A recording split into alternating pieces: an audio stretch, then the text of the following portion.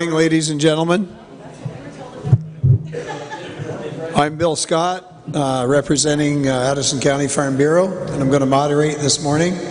Now, many of you have been here before, so you kind of know what the rules are from year to year, but as I get older, you kind of want to refresh things because sometimes you don't remember.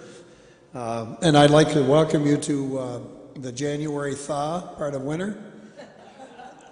Even though it's been thawing all winter long, this seems like the one where it's, you know, around the Vermont Farm Show time is when we usually get it. So basically this morning we 2 minutes, Jim, for the question and also 2 minutes for answers. That gives everybody a chance to get their voices in.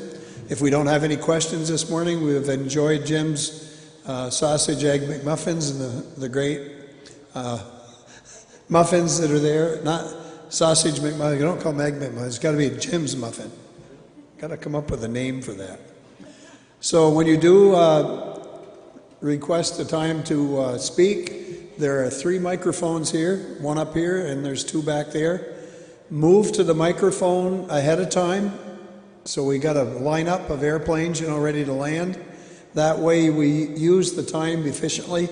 And we're ready to go. If you have a problem moving around, we do have a portable, but we hate to take it out because sometimes it screws up the rest of the system. So we'll try to get a mic to you. I've got a little latitude cord here that I could hang myself on. So this morning we'll start out with the senators and the legislators that we have here today. Please find a mic and stand and introduce yourselves.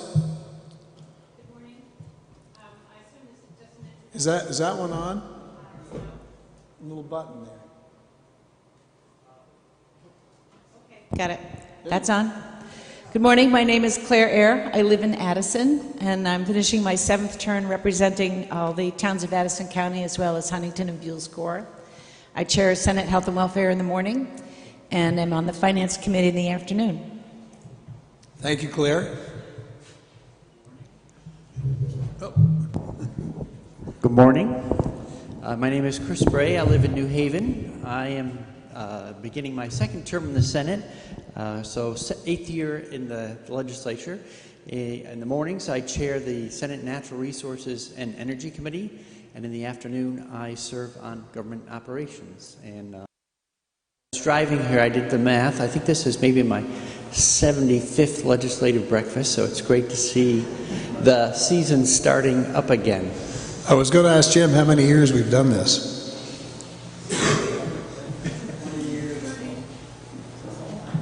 Do you remember, Bill, how many years we've done this? 20 years at least? Yeah. Next up, Dave. I know Dave Sharp's here somewhere. Yeah, Fred Baser. I'm Addison 4 legislator. That's Bristol, Lincoln, Starksboro, and Moncton. And I am on the Commerce and Economic Development Committee in the House.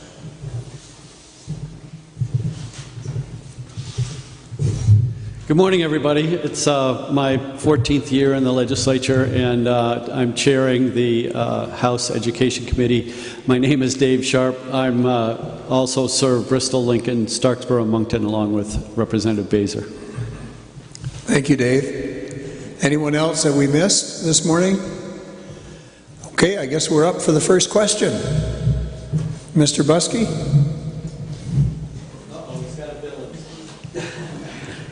I just want to welcome you to the Bridport Grange, and I think it's 30-plus years, actually, but I will find out exactly how many years either Bridport or C.J. Bell Pomona hosted these. It's been a long time, and Jim has been part of that, and Bill and Audrey Keys, and I want to thank them for putting these together. And I also want to put a plug in for Bridport Grange. Now, Bridport Grange is open to all people. We're nonpartisan and have a rich fraternal organization, have a rich history on agriculture and in supporting agriculture. I guess I'm going to put in one thing because I have to leave and get to work. About the marijuana bill. I hope it's considered very, very carefully. having been hit by an impaired driver who was not charged appropriately. I am just concerned that because there is no test for marijuana that can be done at the roadside, that we take that into serious consideration. I'm not sure that I'm really for it or against it, but my concern is that we don't legalize it and it becomes a thing that comes back to bite us, because alcohol certainly has, when people drive alcohol impaired. And we know what a problem that is, but we also know what a problem it was when we tried to do away with it as being legal. So that'll be one question that I have for anyone. Any answer to that question from the contingency here this morning? I don't know if I have an answer for you, but you're a nurse, right? We're medical people, and I share the same ambivalence. As Chair of Senate Health and Welfare, we were asked to make a recommendation looking at taking a lot of testimony from doctors, substance abuse specialists, corrections people, highway safety people, and looking at a number of studies that were done over the summer and that sort of thing. We came to a number of conclusions. One is that our main concern, should marijuana be legalized, and at this point we're just sending a letter to Judiciary, is for the safety of youth. Our second observation was prohibition has not worked for youth that I can see at all. I have heard from kids from middle school to high school, and we also heard testimony that it was easier for them to get marijuana than it was for them to get alcohol. They'd just go to the boys' room in the middle school and get a joint for $5. That was 20 years ago, and I hear it's easier. Yesterday I read a study that was in the, an article that was in a newspaper, New York Times or something, that most young people perceive marijuana as safe. And we know that there are a lot of things that can happen with youth, that it affects youth's brains differently, that we know it has a very definite and well-documented effect on their academic success, a lot of use of it. But the fact is, prohibition doesn't work today. The harm is already being done today. We need to correct the perception that marijuana is safe, and we need to know, if we legalize it, what exactly it does do. So our other worry was highway safety. There are not any accurate blood tests, you're right, but there are some saliva tests that look pretty promising. The way marijuana acts on the brain is different. You can't test for it the same way you would do a field, whatever those things that we see on the news for alcohol. It's a different effect. Our law enforcement people would have to know about that. The third issue we told them we wanted them to look at was quality and quantity. Apparently, when you grow marijuana, there are molds and other kinds of things. You could use pesticides and that sort of stuff that could be contaminated. And the mold piece is pretty dangerous if it's smoked. And quality, how much of what kinds of cannabinoids are in it. So we would like people to be able to know what that is. That's the letter we sent basically to Senate Judiciary. I have not decided for sure which way I vote. I'm right on the fence. It doesn't seem any sense to continue this way. I just have to realize that the idea we have now is a better idea, and they have covered a lot of the bases in this bill. So Claire gave a great report. I'll just add that the original version of this bill came out of Senate Government Operations, on which I serve, and I did not support the bill as originally drafted, and my primary concern then, and still remains, public health and public safety. So I know Senator Sears is really a very cautious person, and they have done a tremendous amount of work to change the bill as it was from its original introduction.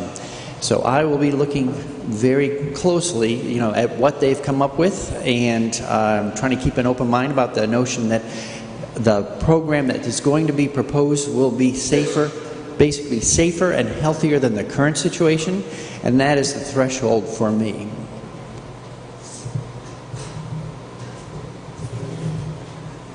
We all set on that topic for right now. Good job, the two of you, in answering that question, I think, at this point. Mr. Buskey. Shall I change topics? Yes.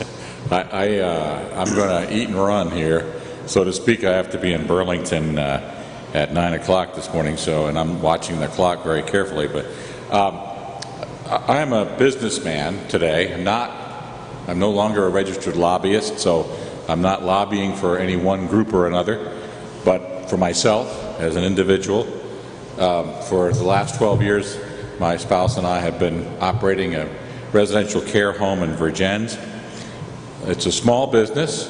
We have 19 employees, and we're watching the mandated overtime, mandated sick time bill that is before the legislature right now, hoping it's not going to move too fast, that we'll get a chance to talk a little bit more about it. The mandating of sick time seems a little silly to us. We already provide sick time to all of our employees, and that's mainly because in a healthcare facility, it's very important that you not bring in any outside diseases. So if we have an employee who is sick, we send them home and we pay them if they were scheduled for that day. Just that simple. Any small business person who runs that kind of a business ought to be running it that way. The second point I'd like to make is that our wages in Vergennes average $15 an hour for our 19 employees, and we care for a disproportionate share of Medicaid recipients. And that happens all across Addison County. There's a disproportionate share of Medicaid recipients.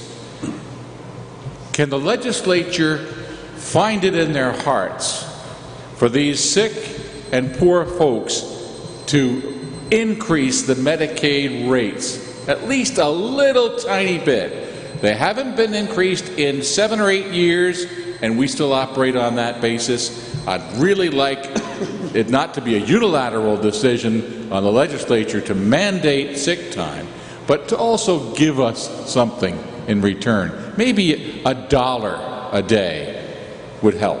Thank you. Thank you, Tim. Response to that question or request? Anybody in that area that deals with that bill? I knew it. He wouldn't make eye contact when we walked in the door today. We desperately want to increase Medicaid rates. So our latest scheme for doing that is to raise money by taxing the healthcare providers who are not yet taxed. That would be independent physicians and dentists. We've tried the sugar-sweetened beverage tax. We tried Dave, what's the other tax we did? Payroll. The governor proposed a payroll tax. We know that Medicaid payments across all sectors, not just extended care facilities, is too low. And we know that we have to do something about it.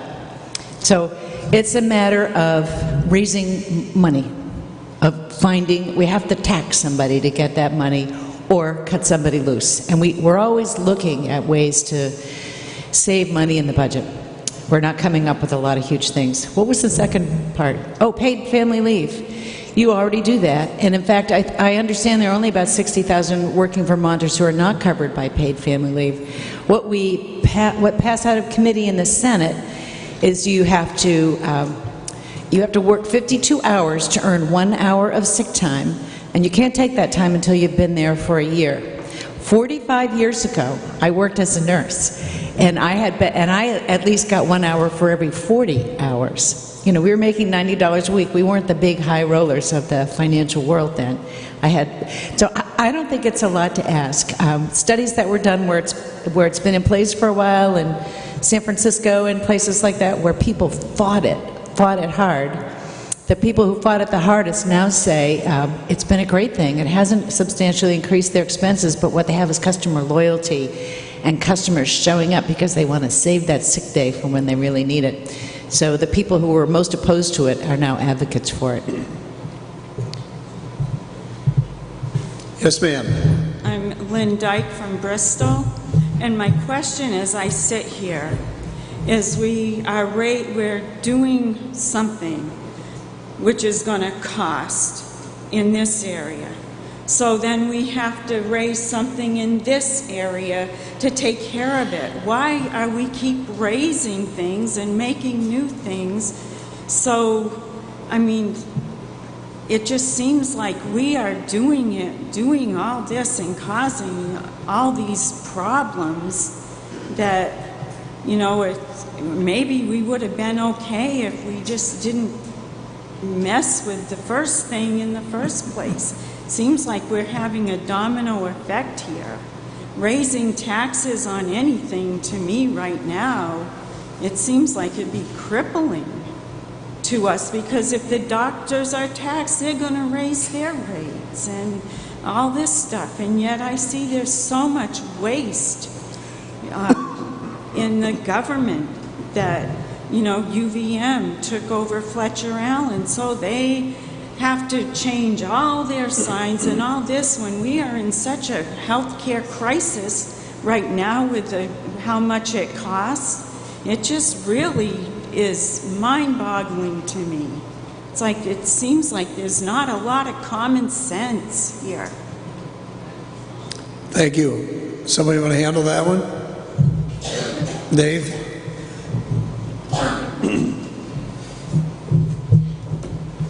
So I'd say healthcare costs are killing us, and it doesn't matter whether we're talking about Medicaid or we're talking about schools, which is what I focus my attention on, or private companies, or whether we're talking about providers who try to deal with Medicaid patients, or dentists who are trying to serve Medicaid patients.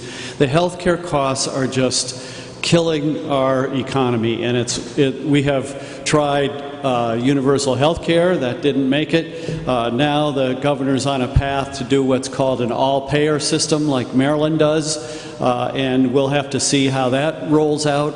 But one of the things that came to my attention this year that contributes to this, talking about the domino effect, is a new drug was created by the pharmaceutical corporations. I don't know exactly which one, that is a maintenance drug for individuals with cystic fibrosis. Now, this is a really big deal in my community. We have a cystic fibrosis fundraiser every year that raises thousands of dollars. I think they've raised $1.5 million over the last 10 years, running the largest lawn sale you've ever seen. You ought to come. They do a 5K run. They do a silent auction.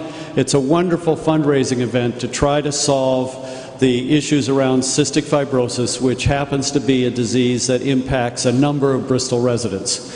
So when a new drug like this is invented, I think it's $3.5 million this year and $10 million annually afterwards. We have a choice in the legislature. Do we say to all the cystic fibrosis patients on Medicaid, you know, you're on your own. If you want this drug, you can fundraise and go buy the drug?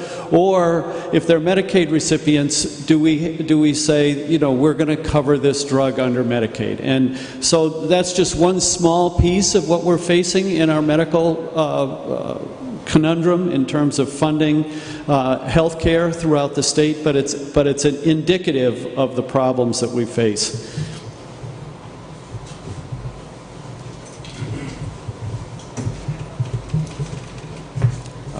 One point I guess I'd like to make concerning the Medicaid issue in particular is that I question whether the state has run the program very well. And I do believe we have significant savings that we could realize that could perhaps be redirected towards higher compensation for medical practitioners, because indeed they are underpaid quite a bit on Medicaid, and it causes problems. I know it causes problems in caring for people that need assistance, Tim, and I know it causes problems in terms of cost shifts for people that have insurance through private insurances. And it causes problems for the state of Vermont because we're spending a lot of tax dollars on it. One issue that I see that I think is very poor is the fact that we do no redetermination for people currently.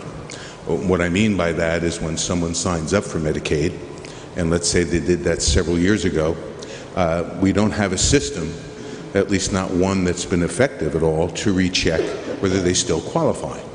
So once you sign up for Medicaid, you're on Medicaid. Speaking to Al Gobey, who was head of the Green Mountain Care Board, is that correct? I think that's the right title.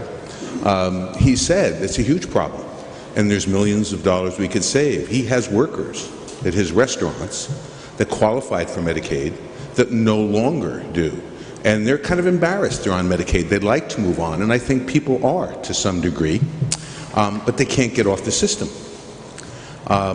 because the system doesn't permit them to do that. This is what Mr. Gobey told me. It's not something I'm making up. Another thing that in determining Medicaid eligibility, which I think we could do better, is I remember when I had my kids were younger and going to college, the FAFSA form, the form that you filled out for college aid. It was fairly in-depth in terms of determining whether my kids and I could afford, or what we could afford, to send kids to college. To qualify for Medicaid, basically they ask you what your income is. It's very, very simple. And being a business person that has employed people, and you ask someone sometimes, what do they make? They can't tell you. They don't know what they make in a month. And so I wonder about the quality of the information given the application for Medicaid for many folks. These are little things, but I think we can do them better. And I think we could perhaps be spending less on Medicaid. And the Vermont Health Connect would be the last thing I guess I'd want to point to, which is a train wreck. And we've spent millions and millions of dollars on a system that still today doesn't work. And those monies could have been, I think, better directed to help our care system for people in need, and could help with how we allocate dollars for that to the various folks that need it. Tim, I know you got the same line if the gentleman over there doesn't mind. Wait a second. Go ahead. I just want to answer Fred and make sure it's clear that Medicaid re-examines every Medicaid recipient at least once a year, sometimes twice a year.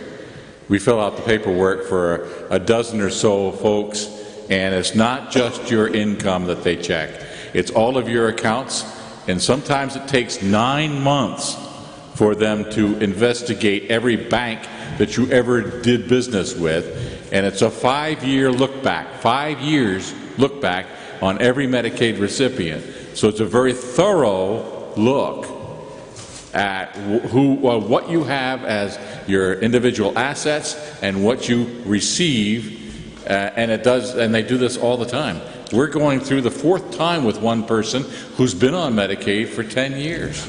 Well, you have to tell Mr. Gobey that, because he's not under that impression, at least not for the health care portion. Whether it is for long-term care, which is, I know, what you deliver, Tim, perhaps there's a different process. I'm only repeating what I was told.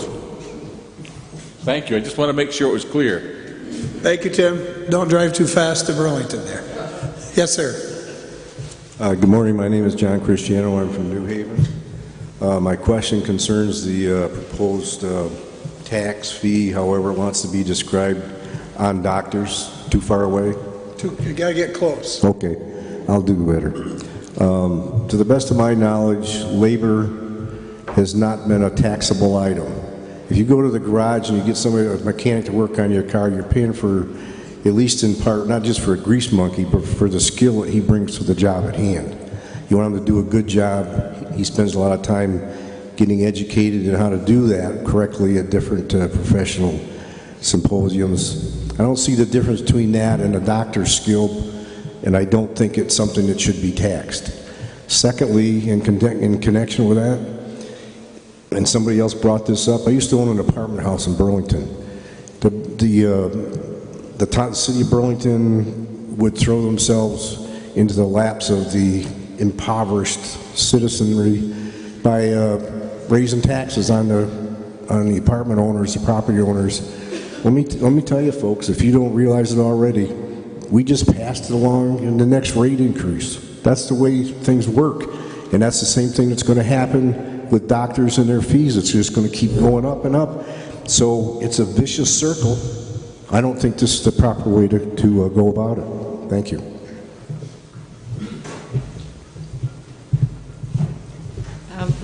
I don't disagree with much of anything you said, Mr. Christian, although there are a number of states that do tax services. We don't call it labor when you go to the lawyer or the doctor or whatever. We just call it services, and a lot of people do that. We looked at that too.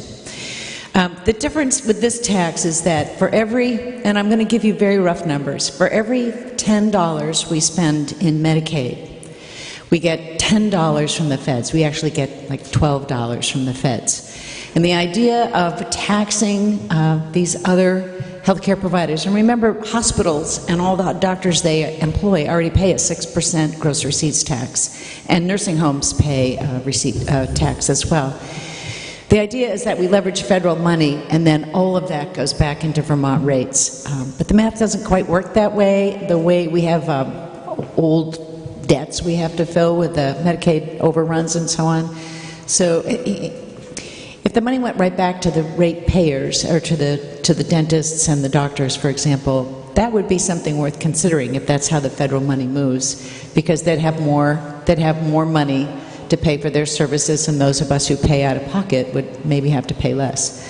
But it's not going to work that way in this particular instance. It could, but it won't.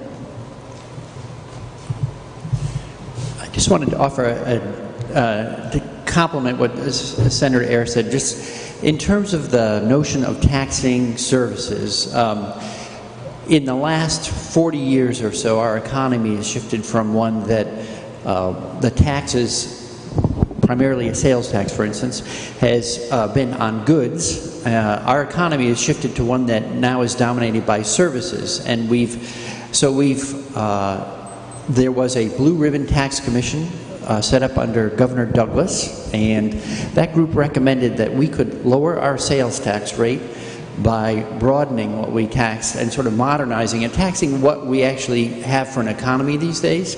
So part of, and it doesn't come without controversy, of course, but part of modernizing and lowering rates in general would be to tax more broadly rather than to stick with the old model, which is tied to an older economy which focused on taxing just goods. It's a large transition to make, and I know that when I served on finance we discussed it, but there were each of those years more pressing issues with the budgets we've had, which have been difficult for 8 years running now, and there was either a lack of, I'd just say, capacity to make a large-scale revision to the tax system. But I think that it's come up here in terms of doctors in this particular case. I expect that, and actually hope that we will re-examine it again and come up with a better proposal that lowers rates and broadens the taxing economy to match the economy we currently have. The other challenge in all this is that we have a larger and larger percentage of sales go untaxed in Vermont. So there are many folks buying from out of state, either by traveling out of state or by shopping through an online system out of state, and all those revenues bypass us as well. So it's becoming, our tax system needs to catch up with how the economy's evolved. Thank you. Next question. Come right up front here, in fellow. I'll walk way back there, just use this one. I'm Bill Fifield from Bridport, and the topic I want to bring up is probably more controversial than anything else that has been said this morning. And that is that there's a move afoot to try to get the legislature to pass legislation prohibiting the construction of industrial windmills. One of the reasons I live in Vermont is because of the environment we have here, the beautiful bucolic mountains and fields, and I really appreciate that. But I'm going to talk about briefly two things. One is opinion, and the second is some facts. My opinion is that our generation has a responsibility to leave our descendants a planet that is as livable as the one we now live on. And the second bit of opinion is that our civilization, not our species, but our civilization is threatened by global warming. Now some facts. 97% of climate scientists believe that global warming is real and caused by the burning of fossil fuels. 2015 was the warmest year since records have been kept. Our population is 7.3 billion on this planet. The planet has a carrying capacity of 2 billion. We are utilizing 20% more of the natural resources of our planet than we can replenish. There have been 5 previous great extinctions. The triggers have been different, but each extinction basically was caused by the fact that the temperature of the Earth increased by more than 5 degrees centigrade. And we are well on our way toward the 6th extinction. Vermont wants to be utilizing 90% renewable energy by 2050. So what I am pleading with the legislature to do is to give very careful consideration before passing legislation that would ban industrial windmills. Thank you.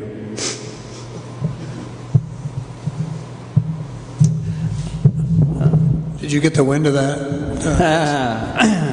Taboom. So thank you very much for those observations and the thought. You know, I think I serve as the chair, Senate Natural Resources and Energy, and we have been in the thick of it in terms of energy conversations and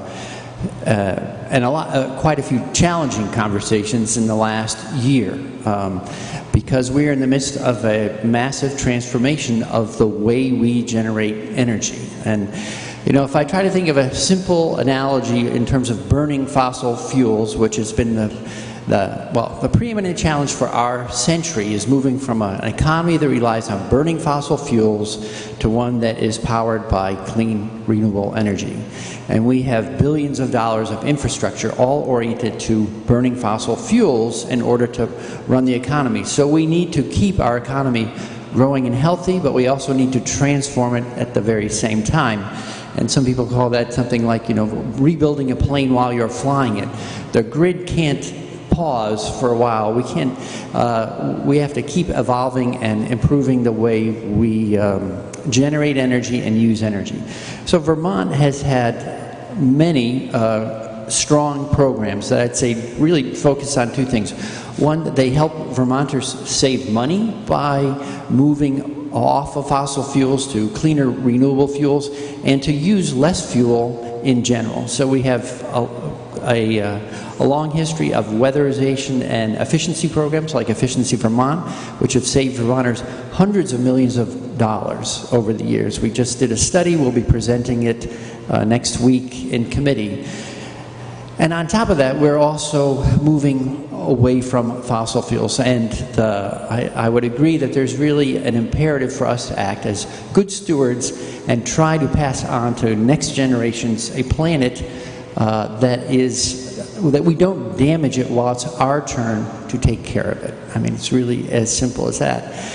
And in terms of fossil fuel, you know, I think the biggest challenge is that the change is the cause and effect links between how we behave moment by moment, day by day, as we drive around, heat our homes, and turn on the lights, and climate change. It's not that easy to see that change. But currently, our use of fossil fuels in the United States, because it emits sulfur dioxides, nitrous oxides, carbon dioxides, particulates, we estimate that the last study I saw, 200,000 Americans die prematurely because of inhaling all that stuff. But we don't feel like driving down the road is necessarily contributing to someone's ill health.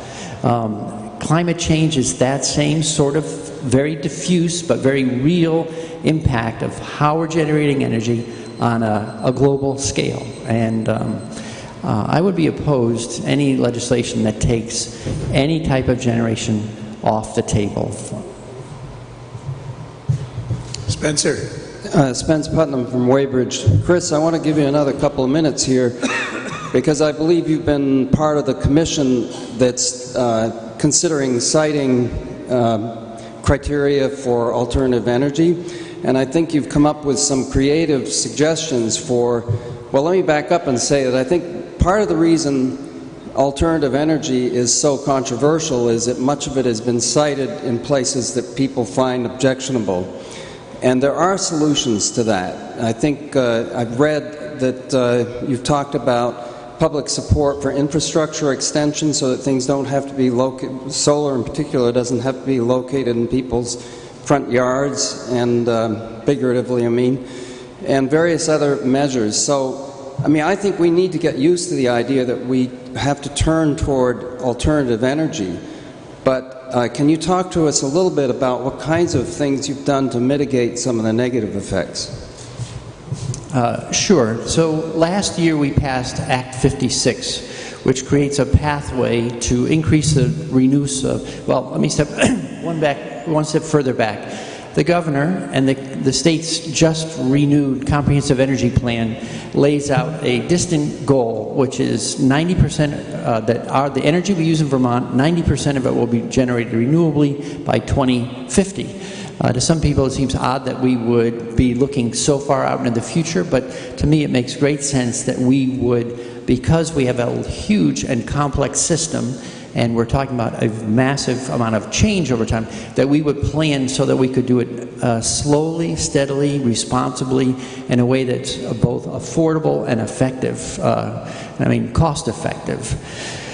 I agree with what Spence is bringing up. Part of what's challenging at the moment is that, well, we've grown up in an era, for most of us, where we never had to think about where power came from. You hit the switch, on come the lights, that's that. Who knows where, Vernon is somewhere down that way.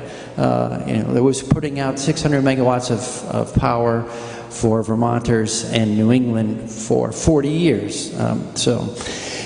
We are moving now, we're realizing that it's a few things. It's very hard to site large plants, and then there's a lot of cost in building wires, poles, and then transmission losses and sending it out. So we're moving to a distributed model. You generate the power as close to the load as you can, and a lot of that is solar arrays that we're using, as well as wind and hydro.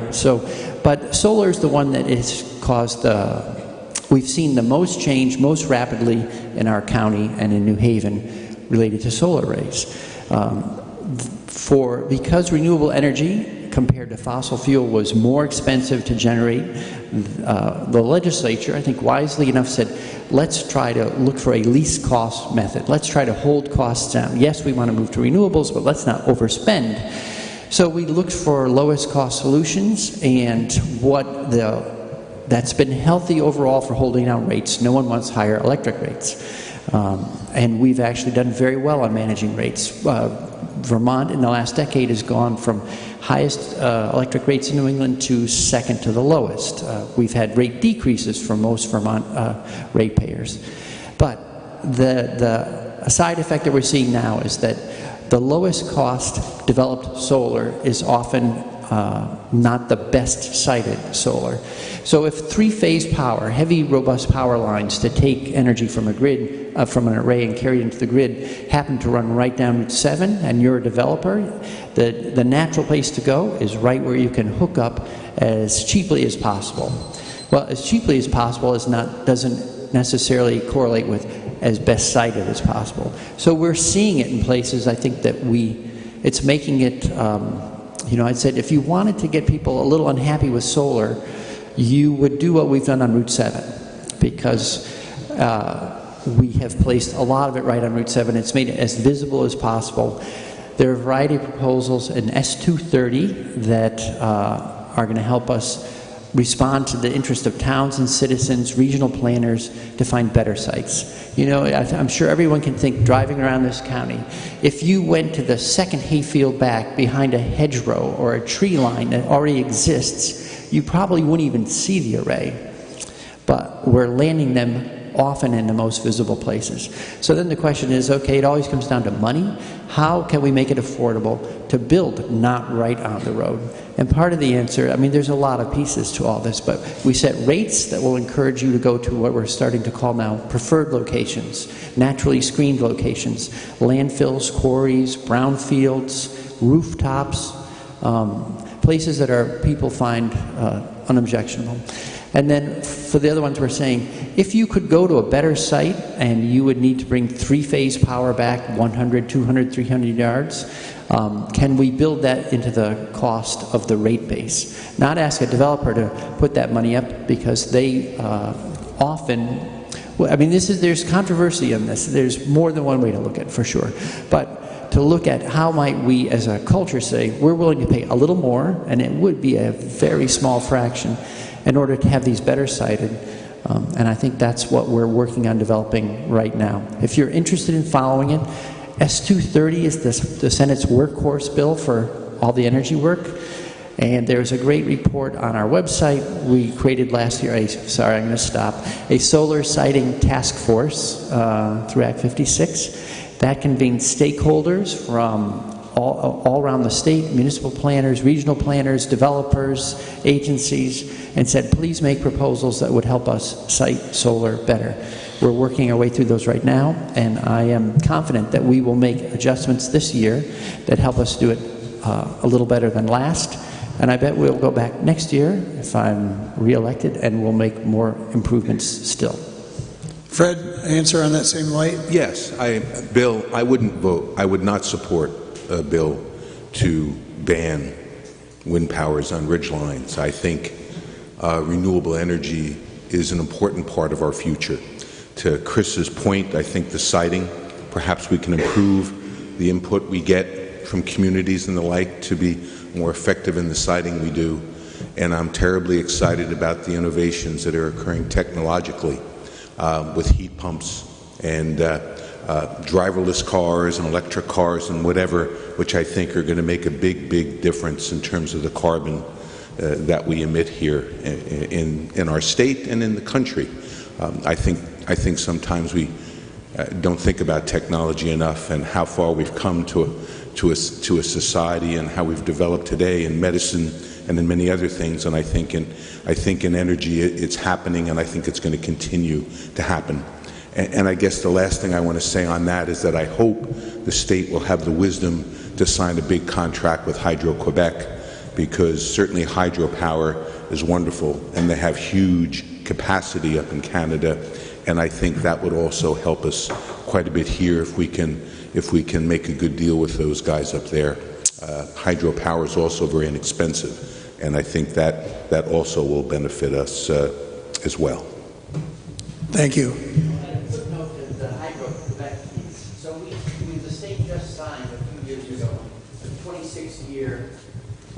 A 26-year contract with Hydro-Quebec, and we get roughly 25% of our power from them. I think it's been historically as high as about 30% and as low as 22%. The utilities are the ones making those choices. The state does not sign up for power from Hydro-Quebec. Those are utility choices all around the state. And in essence, they go shopping for the best price they can for Vermont ratepayers. Dave, could I let these gentlemen that have been waiting, if you're on the same question? Ed? Not really the same question. You, same question? Go ahead, make your comment, and then Dave will pick up on it. Yeah, thank you. I wanted to talk a little bit about the transmission lines and the capacity that was just mentioned. Anabaric, I don't know if anybody knows about Anabaric, but Empiric is proposing putting an inverter station in New Haven that's going to convert DC, high voltage DC power to AC. It's coming from wind turbines and hydropower in New York State. It's coming down the lake, underground into New Haven to the inverter station. It's going into the grid in New Haven into Velco. They have their proposal has a 400 kilowatt cable that's bringing the power into DC. They're burying two at the same time. Now, in my opinion, my way of thinking, I'm a little old-fashioned. If you've got two of something, you're probably going to use it. That would so overburden the capacity, which is going to be just about maxed out at the 400 kilowatt level. At 800, it's going to bury Velco. So what does that mean? New towers, new lines. It's going to go right in the pockets of the ratepayers. The same thing, I want to just back up a little bit about the solar. I'm not opposed to solar, but you can't have all of that power and all of this proposed wonderful solar power going into the same line, because that's where it's going to go, into that corridor. That's why everybody that has a solar company anyplace is looking at Addison County. David?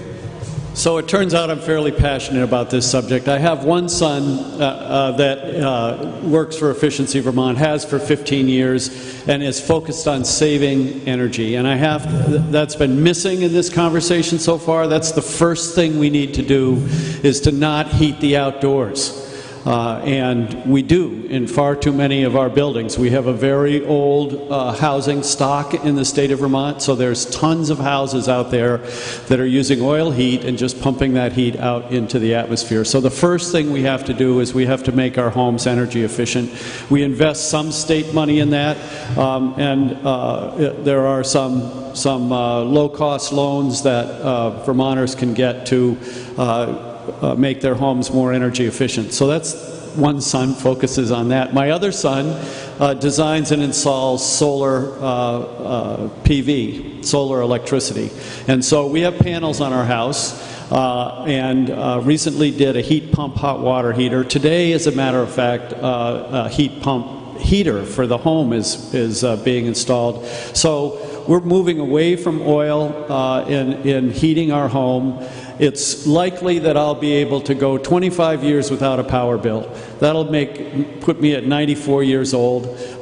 You know, so that kind of cash flow as we move into our fixed income senior citizen years, not having to pay that $100 a month power bill is a big deal.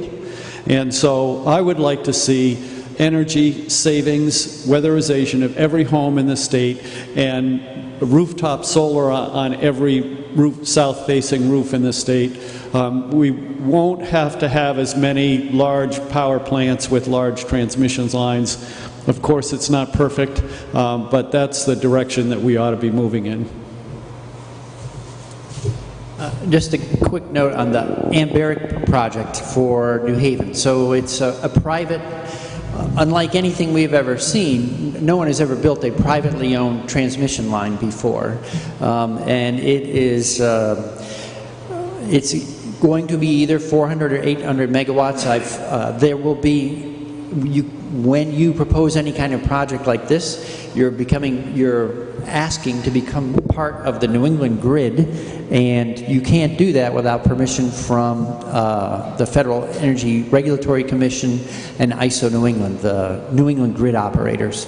So before they are ever allowed to go forward, there'll be a complete engineering or interconnect study conducted down in Massachusetts, where they manage the grid from. And they will figure out whether or not the current grid has the capacity to receive that power and transmit that power, and how it would potentially affect rates for Vermonters and other New Englanders. Anytime we upgrade shared infrastructure, the grid, the Velco lines, Vermonters pay about 3.5% of that cost, and the rest of New England pays the other 96.5%, because it's shared grid infrastructure. So regardless of who pays, we want to invest wisely. There will be some challenges, because there's another project you've probably heard of, the TDI power line, larger line, 400 megawatts DC. It's going to go down the lake also, but come ashore in southern lake and go down by Ludlow, Vermont to connect. That's 1,000. Everyone's connecting to the same grid infrastructure, and it will be up to engineers to help us figure out how costly any of these proposals are and whether or not they should get permission to go ahead. Ed? I think Chris made a mention that it's best to generate power closest to its use. And we have these RECs, R-E-C. I don't know what the hell they stand for, but they're money. And we've got a lot of these panels in the state of Vermont that are not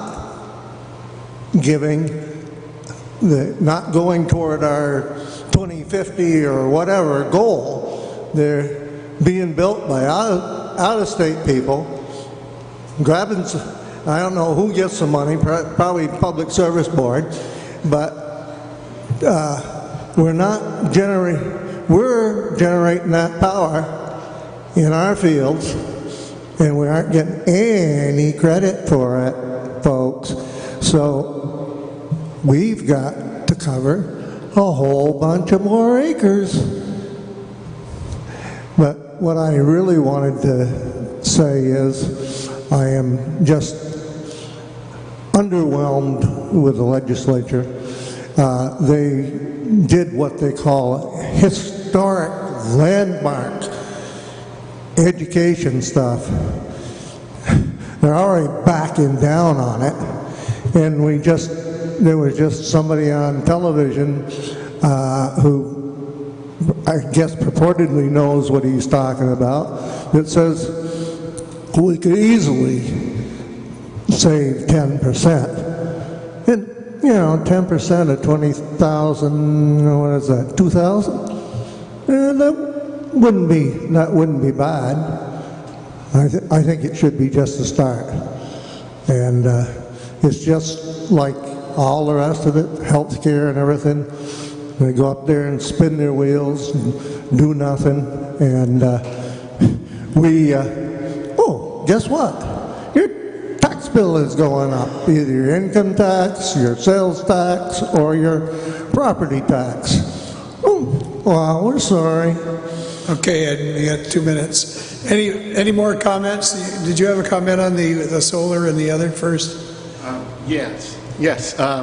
Solar is great. I have no problem with all the arrays around. The windmills are great. Sometimes they're even beautiful. So I'd like to discuss the other energy problem, and that would be with the automobile. If you really wish to destroy the environment, you just go out and turn the key.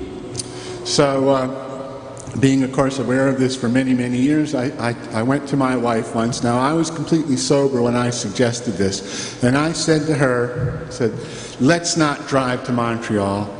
Let's take public transportation. Leave the car in the driveway, less pollution, and eventually we'll get there. So we left at 7 a.m., Middlebury, on the bus. Got to Burlington, had breakfast, ferry to Port Henry. It's Port Henry, right? Do you realize there is nothing over there in Port Henry? Port Henry up there? Or Port Kent? Port Kent, yes, Port Kent. There's nothing there. And there's going to be even less when they close the ferry terminal. So we spent about 4 hours in Port Kent. Beautiful scenery, waiting for the train. Train finally came. 4 hours to Montreal with an hour-and-a-half stop. So 13 hours. 13 hours from Middlebury to Montreal on public transportation. Our friends kept telling us it only takes 2.5 hours to drive there. So if we're talking about energy, what's the deal there? Okay, why can't we leave the cars in the driveway, go to Montreal, have a good time? I don't understand that part. Get a tour bus. Yeah. So I'll just offer information on REC. So REC stands for Renewable Energy Certificate. When you have a renewably powered plant, hydro or wind or solar, every time you generate 1 megawatt hour of power, you earn one REC, one Renewable Energy Certificate. Those can be aggregated and then sold into a marketplace. So basically, it's a funding mechanism to help supplement the cost of generating renewable power. And it was a mechanism developed in order to, because all these projects were more expensive at the outset. The prices, for instance, on solar have come down very fast as we've built more and the technology's improved. But basically, it's a funding mechanism. As for is a tricky conversation when you start to dig into RECs, who owns them, what are they really worth, what's the impact on the grid, all that stuff. I'm actually about to go down to Vermont Law School this afternoon. I'm working with a couple of professors and a group of students, and they're going to be doing a white paper for the Senate Natural Resource and Energy Committee on RECs. What are the legal, the environmental, the engineering, and the financial impacts of RECs, and spell it out so that we all have a in-depth, clear picture of how they work and how they don't work, and then we will be able to build better programs and policy based on them. But the last little bit I'll add is that no matter who owns a REC, whether it's quote-unquote retired in Vermont or sold out of state, the renewable energy that it generates at the physical level is always real and always flows into the grid at that point. Thank you. This is a different topic. John Travis from Whiting. With all the talk about marijuana, I hope people are thinking about decriminalizing growing hemp. And I hope that they're planning on how to get hemp back into the agricultural system. You want us over now? Mark, you got an answer for that question? Just grow corn, right? No, I was going to go back to the other topic. I feel like somebody that just went into a smorgasbord, and I don't know which one I want to dip into, so probably I'm going to be a little bit not quite so coherent. But my brother and I grow corn, we sell it for heat, and I keep hearing the global warming argument, and whether it's real or not. It is irrelevant whether we're having global warming or not. All the solutions that are proposed for global warming make economic sense. Cut down what you're using and you're going to do better. It's the same as what Mr. Sharp was saying on his power bill. We went to a conference last spring, 3-day conference on renewable energy. And the last day was on electricity, and the whole idea of the point of use, generation, or generating is to cut down on your transmission losses. And we discovered a few strange things. This state prohibits putting in solar arrays in what they call wetlands. So any place where there's a swale or anything else. So this is a case where the state regulations require that the solar arrays that you see go on prime farmland. To me, that's kind of stupid, because there's a lot of places where it would not affect the wetlands to have a solar array above it, because the water would be the same. The issue of taxes and regulation, if you look at the classic economist, they both hurt business. And they're both equal in that regard. So whether you tax somebody's property or you tax the service that somebody does, or if you exempt one person's service while you tax another one's property, for example, for the school, tax the farmland, which is the what generates the income for the farmer, but say a stockbroker working at a couple desks doesn't get taxed on his, you're skewing the results of the economy. And the same thing's going to happen with most of this. So I'm running out of time right now, but you'll be that. It makes no sense, and we should be looking at the regulations we put in to see whether they meet the requirements. Thank you, Mark. Mrs. Fitzgerald. Barbara Fitzgerald from Waltham. As I asked last year, what are you doing about the delinquent taxes in the state? They had $1 million out. How come we haven't gotten any of it? Or have we gotten it? I haven't seen anything in the paper. Who's collecting the delinquent taxes of the state? I understand we do not have a tax collector. And there's $1 million out there. We could use it. Instead of asking for more money, why don't we collect what we have out? It's true. Dave, you going to be the tax collector? Well, I'm no longer on the tax committee, so my information is dated, but I think it's still close to accurate. And that is, there's not $1 million, there's $150 million worth of unpaid taxes in the state. And the state has engaged in a contract with the corporation to identify the tax scofflaws and to bring them to paying their taxes. And that has been successful to a certain extent. I don't know the real number, maybe Fred or someone does, but it's quite high. I think it's maybe like 10 or 15 million of that has been collected in the last year. So there is progress being made. Some of it realistically is never collectible. They're a corporation that owed taxes that went bankrupt, and they, we don't have a mechanism in the United States for going after the principals of a corporation for taxes due. So some of that money is uncollectible, but a considerable amount of it is collectible, and the tax department is doing some innovative projects to collect that money and being fairly successful in doing it. I wondered why I was getting all those phone calls lately.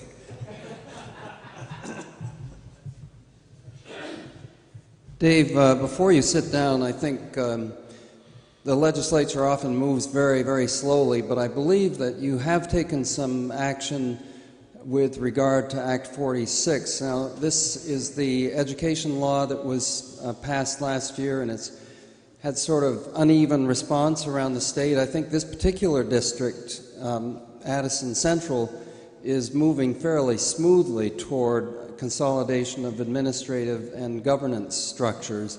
But elsewhere in the state, there have been some issues, and particularly the action that I understand the legislature has taken has to do with modifying the caps. So could you explain that to us and what the impact is and whether this bill is going to work in the end?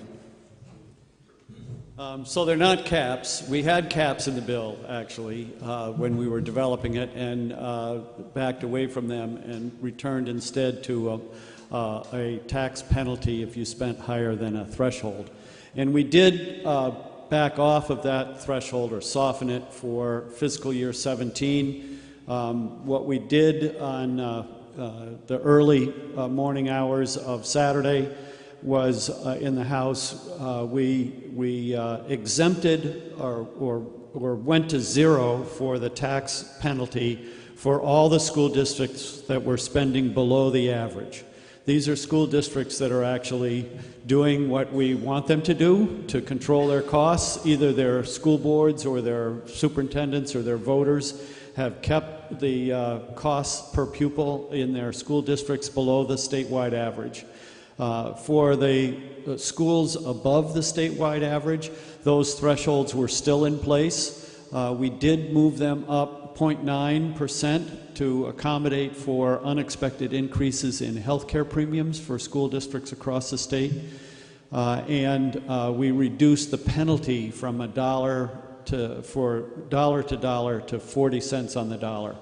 And the experience across the state has been a very responsible recognition that that reducing these costs is the direction we need to go in. We saw in our school district in Addison Northwest, we saw that all the schools stayed under the thresholds as they were originally designed, which is fantastic news. And we've seen this kind of responsible action on the part of school districts across the state, reducing their costs, reducing their staff, which is 80% of their costs, and trying to be more efficient in how school districts are operated. And so the reason that those thresholds were in the law was as a bridge to the savings that can be found in the larger integrated school districts. So we saw absolutely phenomenal vote out of Rutland Northeast.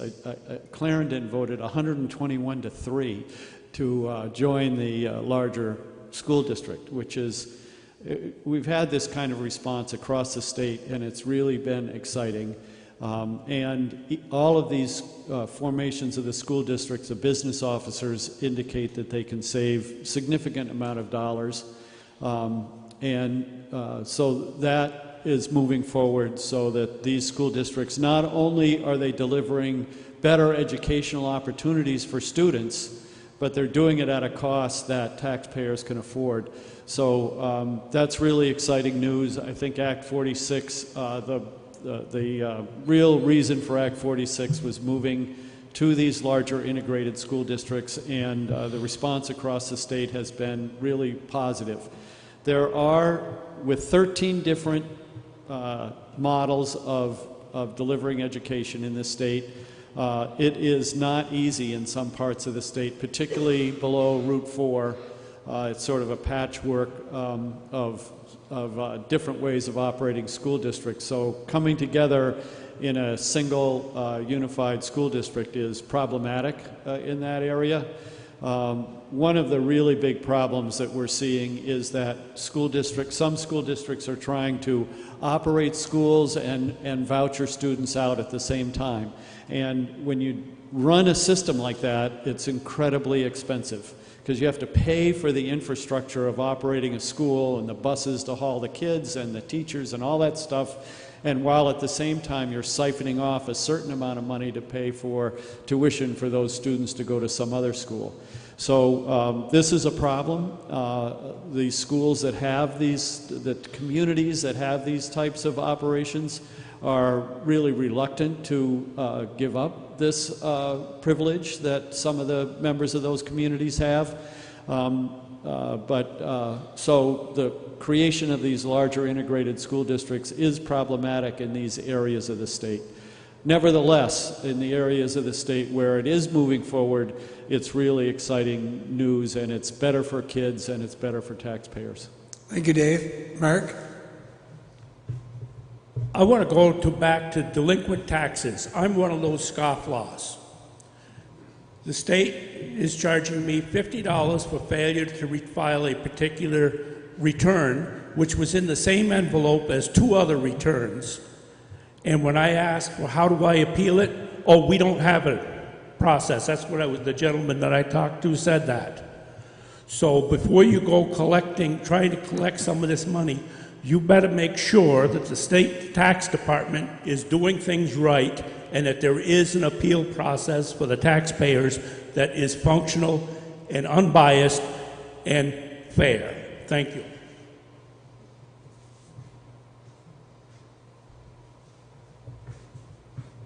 Maybe I shouldn't say this, but my brother has the same problem, and he has a copy of the canceled check, and they're still trying to collect the money from him.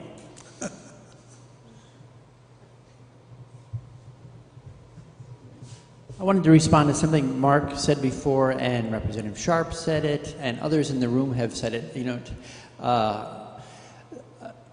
And that is that there are all the suggestions I've been hearing, for instance, that we might consider getting solar on marginal wetlands on farms. It's currently being discussed. It's part of the solar siting task force, so we're working on it. If Dave was talking about weatherization, we have Efficiency Vermont is an award-winning program that's been now become a national model and has, as I mentioned before, saving Vermonters hundreds of millions of dollars. That program is growing and developing. All the things I'm hearing sort of bubbling up in the meeting are, I think, transportation issues. About almost half of the greenhouse gas emissions we emit come from the transportation side of things. And we are working on all these fronts. And I just, nothing is yet perfect, but I think we're heading in the right direction. And so as we struggle along, I really appreciate that people share these stories. I know some of these things cause genuine upset and anxiety, and we hear that and feel that, and we try to do the best we can to take it in and then find answers to help us keep on moving. And I don't know if I've always been this way. I guess I have always been this way. I am an optimist by nature, and I think we'll continue to make good choices, and I appreciate that people stand up and share things that they find troubling. Any other questions? Different topic? Bill? Good to see you.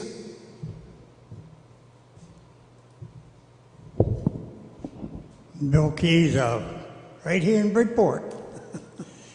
And I want to back up to where we started. I wanted to speak for him, but Tim had an issue. He wanted to get before you, and he had to be in Burlington at 9 o'clock, so I let him go. But it's back to the marijuana. Not a question but I'm against it. And probably I'll step on some toes and maybe I'll gain a friend or two, I don't know. But I'm not too keen on a head man up there, sorry to say. But you know, I think it's going to be a mistake to legalize it. I'm not against it if it's for a sick patient that can really benefit from it.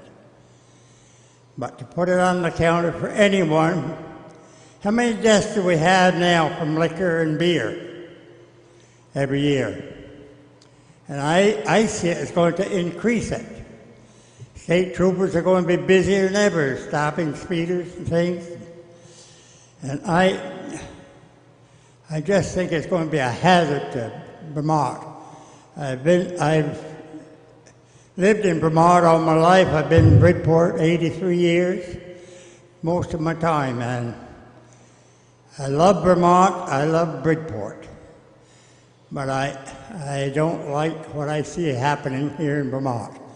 And I hope our representatives, I know they're just a few compared to the whole legislative body, but I hope they listen to what some of the people have to say here, their concerns. Thank you. Thank you, Bill. We got about a minute, a little less. Anybody got a quick comment? Just a quick one. John Ball from Addison. I think that the hemp is now legal. Growing hemp in the state of Vermont is now legal. Am I correct? The problem is the DEA, Federal Drug Enforcement Administration, say that according to them it's not anywhere in the country, so they're going to bust hemp growers. But apparently they've backed off. And to the best of my knowledge, there was actually a small farmer who grew a field of hemp this past year, and it's being used by a Nataka White's company, I forget the name of it now, and he's making it into oil, usable oil for us. So the hemp issue, I'm glad to say, might have had a little part in it, is starting to take off in Vermont. Yay. I was thinking maybe in my farm operation I'd start a pick your own.